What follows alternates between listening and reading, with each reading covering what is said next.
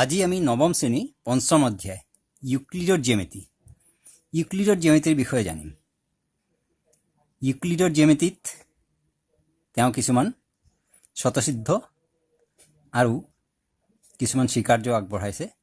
সেইখিনি বিষয়ে আমি স্পষ্টকৈ বুজিম আজি। এইবিলাকৰ বিষয়ে তেওঁ কি কৈছে। প্ৰথমে আমি বুজি লওঁ যে জিঅ'মেট্ৰি শব্দটোৰ অৰ্থ কি। জিঅ'মেট্ৰি অৰ্থাৎ জ্যামিতি। জিঅ'মেট্ৰি শব্দটো আহিছে গ্ৰীক শব্দ জিঅ' আৰু মেট্ৰি বা মিটাৰ। জিঅ' শব্দৰ অৰ্থ হৈছে পৃথিৱী আৰু মেট্ৰি বা মিটাৰ শব্দটোৰ পৰা মেট্ৰি আহিছে, যাৰ অৰ্থ হৈছে জোখমাখ। তাৰমানে পৃথিৱীৰ জোখমাখ, এই দুটা শব্দ মিলাই জিঅ'মেট্ৰি শব্দটো বনিছে। আৰু এই জিঅ'মেট্ৰিৰ বিষয়ে ইউক্লিডে, তেওঁ এজন গ্ৰীক বিজ্ঞানী হয়। তেওঁ যথেষ্টখিনি অৰিহণা যোগাইছে। তেওঁক আমি জিঅ'মেট্ৰিৰ জনক বুলিও ক'ব পাৰোঁ, ফাদাৰ অফ জিঅ'মেট্ৰি। ইউক্লিডে তেখেতৰ সময়ত জিঅ'মেট্ৰিৰ যিমান সিদ্ধান্ত আছিলে আটাইবোৰ লগ লগাই এখন গ্ৰন্থ বনাইছিলে, গ্ৰন্থ এখন ৰচনা কৰিছিলে। তাত তেওঁ 13টা সিদ্ধান্তৰ বিষয়ে বহলাই লিখিছিলে আৰু প্ৰতিটো সিদ্ধান্ত একো এখন পুথি। আৰু তেওঁ সেই নিজৰ এই গ্ৰন্থখনৰ নাম ৰাখিছিলে এলিমেণ্টছ। তো এই অধ্যায়ত ইউক্লিডৰ কিছুমান স্বতঃসিদ্ধ আৰু কিছুমান স্বীকাৰ্যৰ বিষয়ে কোৱা আছে। সেইখিনি আমি প্ৰথমতে স্পষ্টকৈ বুজি লওঁ। ইয়াৰ পিছৰ ভিডিঅ'ৰ পৰা আমি পঞ্চম অধ্যায়ত থকা প্ৰশ্নখিনি সমাধান কৰিম। এতিয়া এই স্বতঃসিদ্ধবোৰ আৰু স্বীকাৰ্যবোৰ বুজি লোৱাৰ আগতে এটা কথা আমি জানি থওঁ যে তেওঁ যি স্বতঃসিদ্ধবোৰ আগবঢ়াইছে, এই স্বতঃসিদ্ধবোৰ গণিতৰ প্ৰতিটো ক্ষেত্ৰতে প্ৰযোজ্য। স্বতঃসিদ্ধবোৰ এলজেব্ৰা, এৰাথমেটিক আৰু গণিতৰ জিঅ'মেট্ৰি যিমানে পাৰ্ট আছে, প্ৰতি ক্ষেত্ৰতে প্ৰযোজ্য হয় স্বতঃসিদ্ধবোৰ। কিন্তু যি স্বীকাৰ্যবোৰ আছে, সেইবোৰ কেৱল মাত্ৰ জিঅ'মেট্ৰিৰ ক্ষেত্ৰতহে প্ৰযোজ্য হয়। এতিয়া তেওঁৰ প্ৰথম স্বতঃসিদ্ধ আছে যে একে বস্তুৰ লগত সমান বস্তুবোৰৰ এটা আনটোৰ লগত সমান। ইয়াৰ কথাটোৰ অৰ্থ হৈছে যে ধৰি লৈছোঁ ইয়াত এই এডাল ৰেখা AB। এতিয়া আন এডাল ৰেখা CD। এই CD ৰেখাডাল AB ৰেখাডালৰ লগত একে সমান। এইটো 2 চেণ্টিমিটাৰ হ'লে এইটো 2 চেণ্টিমিটাৰ। আৰু এডাল ৰেখা ইয়াত EF ৰেখাডালো AB ৰেখাডালৰ লগত সমান। AB ৰেখাডাল যিমান দীঘল, EF ৰেখাডাল সিমানেই দীঘল। এতিয়া CD আৰু EF ৰেখা দুডাল AB ৰেখাৰ লগত সমান, তেন্তে এই ৰেখা দুডালো নিজৰ মাজত সমান হ'ব। এতিয়া আমি দ্বিতীয় স্বতঃসিদ্ধটোত আহিছোঁ যে সমান সমান বস্তুৰ লগত সমান বস্তু যোগ কৰিলে সমষ্টিবোৰ সমান হ'ব। অৰ্থাৎ ইয়াত যদি আমি ৰেখা দুডাল লওঁ AB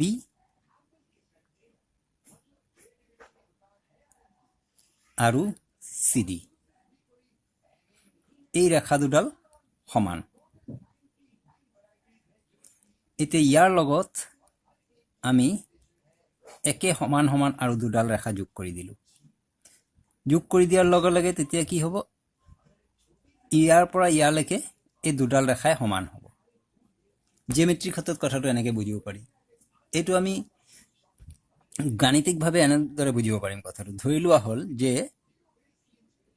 3 = 3। 3 আৰু 3 সমান, আমি জানোৱেই 3 = 3, এই দুটা সমান।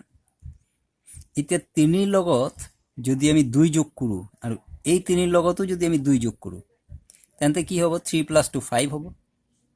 ইয়াতো 3 + 2 5 হ'ব। তেন্তে 5 = 5। অৰ্থাৎ একে সমান বস্তুৰ লগত সমান বস্তু যোগ কৰিলে যি উত্তৰ ওলায় সেইটোৱে সমান হয়। জ্যামিতিকভাৱেও এনেদৰে হ'ব পাৰে আৰু গণিতিকভাৱেও হ'ব পাৰে। তৃতীয়টো আছে যে সমান সমান বস্তুৰ পৰা সমান বস্তু বিয়োগ কৰিলে বিয়োগফলবোৰ সমান হয়। এইটো মাত্ৰ আগৰ স্বতঃসিদ্ধৰ বিপৰীতটোহে। ইয়াত যদি ৰেখাত আমি বুজো দুডাল ৰেখা এ বি আৰু চি ডি, যদি এই দুডাল ৰেখা সমান হয়, ইয়াৰ পৰা যদি ইমানখিনি আমি সমানে সমানে কাটি দিওঁ, তেন্তে এই পৰৱৰ্তী ৰেখা দুডালো সমান হ'ব। বা আমি যদি ইয়াত আগৰ নিচিনাকৈ লিখোঁ যে 5 = 5, এতিয়া মই ইয়াকে বিপৰীতকৈ লিখিছোঁ। এতিয়া 5ৰ পৰা মই যদি 2 বিয়োগ কৰোঁ, ইয়াৰো 5ৰ পৰা 2 বিয়োগ কৰোঁ, তেন্তে 5 - 2 হৈ যাব 3, 5 - 2 হৈ যাব 3, 3 = 3। তাৰমানে সমান বস্তুৰ পৰা এই দুটা 5 সমান আছিলে, ইহঁতৰ পৰা সমান বস্তু 2 বিয়োগ কৰা হ'ল, সমান বস্তুৰ পৰা সমান বস্তু বিয়োগ কৰিলে সমান হ'ব। এইটো হ'ল তৃতীয় স্বতঃসিদ্ধ। 4 নম্বৰ আছে যিবোৰ বস্তু এটা আনটোৰ লগত সম্পূৰ্ণৰূপে মিলি যায় সেইবোৰ পৰস্পৰ সমান। অৰ্থাৎ ধৰা হ'ল এইটো এটা ত্ৰিভুজ আৰু এইটো এটা ত্ৰিভুজ। এই ত্ৰিভুজটো যদি মই ইয়াৰ ওপৰত আনো, একেবাৰে ইয়াৰ লগত খাপ খাই বহি যাব, সম্পূৰ্ণৰূপে সমান। তাৰমানে এইটো ইয়াৰ লগত পূৰা মিলি যাব। এইটো যদি ইয়াৰ লগত পূৰা মিলি যায়, তেতিয়াহ'লে এই দুটা সমান হ'ব। বা মই দুটা বৃত্ত বনাব পাৰোঁ, যে এই এটা বৃত্ত আৰু এই এটা বৃত্ত। এই দুটা বৃত্ত এইটো ইয়াৰ লগত মিলি যাব, ইয়াৰ ওপৰত বহালে, তেন্তে এই বৃত্ত দুটা সমান হ'ব। এটা আনটোৰ লগত মিলি গ'লে সেই দুটা পৰস্পৰ সমান। 5 নম্বৰত আছে এটা গোটা বস্তু তাৰ অংশতকৈ ডাঙৰ। ইয়াত মই এক্সাম্পল এটা দিছোঁ যে এইটো যেনিবা পিজ্জা এটা ধৰিছোঁ, এইটো পিজ্জা হয়। ইয়াক এনেকৈ 8টা ভাগত ভগোৱা হয়। 8 ভাগত ভগোৱাৰ ফলত ইয়াৰ প্ৰতিটো এটা এটা অংশ হয়। 8টা ভাগ, ইয়াৰ 8টা অংশ হয়। এই গোটা পিজ্জাটোৰ এটা এটা অংশ হয়। এতিয়া ইয়াৰে পৰা ছাপ'জ এই অংশটো যদি মই ইয়াৰ পৰা কাটি উলিয়াই লওঁ, এই অংশটো মই ইয়াৰ পৰা কাটি উলিয়াই ল'লোঁ ইয়াত, তেন্তে এই অংশটো সম্পূৰ্ণ পিজ্জাটোতকৈ সৰু হ'ব। পিজ্জাটো এটা গোটা বস্তু আছিলে আৰু এইটো তাৰ অংশ। তাৰমানে যিকোনো এটা গোটা বস্তু তাৰ অংশতকৈ ডাঙৰ। এইটোৱে কথা ইয়াত বুজাব বিচাৰিছে। একে বস্তুৰ দুগুণবোৰ পৰস্পৰ সমান। একে বস্তুৰ দুগুণ। এতিয়া ধৰা হ'ল এই এডাল লাইন 2 চেণ্টিমিটাৰ, এই এডাল লাইন 2 চেণ্টিমিটাৰ। ইয়াৰ যদি মই দুগুণ কৰোঁ, তেতিয়া লাইনডাল হৈ যাব 4 চেণ্টিমিটাৰ। ইয়াৰ দুগুণ কৰিলে এইটো 4 চেণ্টিমিটাৰ হ'ব, তেতিয়াহ'লে এই দুটাও সমান হ'ব। বা কথাটো এনেকৈ বুজিব পাৰি, ধৰা হ'ল 3, ইয়াতো 3 আছে। এতিয়া 3ক যদি দুগুণ কৰোঁ, তেতিয়া 3 × 2 = 6, 3 × 2 = 6 হ'ব। তাৰমানে একে বস্তুৰ দুগুণবোৰ সমান।